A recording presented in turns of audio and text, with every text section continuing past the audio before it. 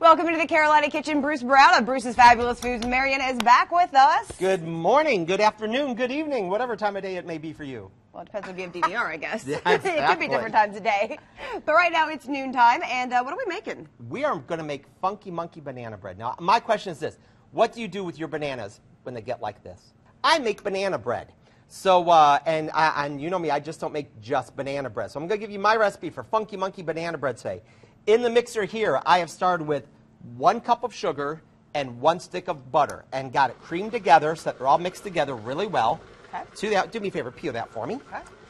To that, we are going to add 2 eggs, a teaspoon of vanilla,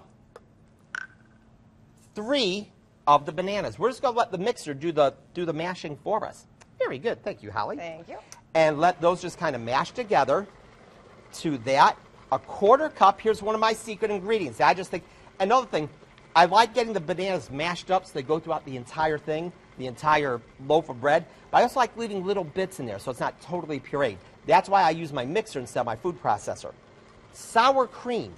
I put about a 1/4 cup of sour cream into my banana bread.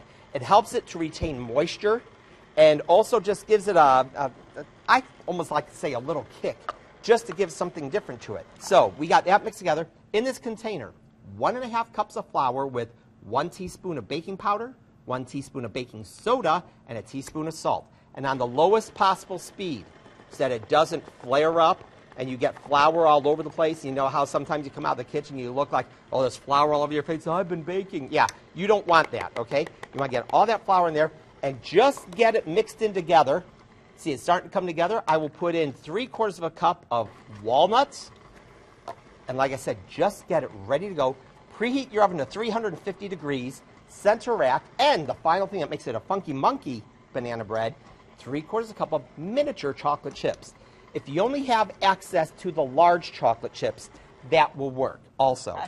But I personally like the miniature ones. They just send, in my opinion, they tend to look a little bit better.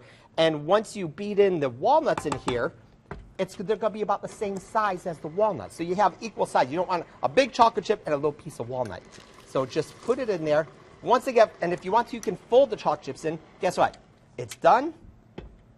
A bread loaf pan that has been greased and floured, 50 minutes in your 350-degree oven, and you come out with Funky Monkey banana bread that looks like that. That looks fantastic. Let's get you the recipe. Go to our website, WLOS.com. Click on the Carolina Kitchen link. That's the fastest way. Or you can send a self-addressed stamped envelope to 110 Technology Drive, Asheville, 28803. Funky Monkey banana bread. Looks fantastic, Bruce. I think you'll love it. And that's what's cooking today in the Carolina Kitchen.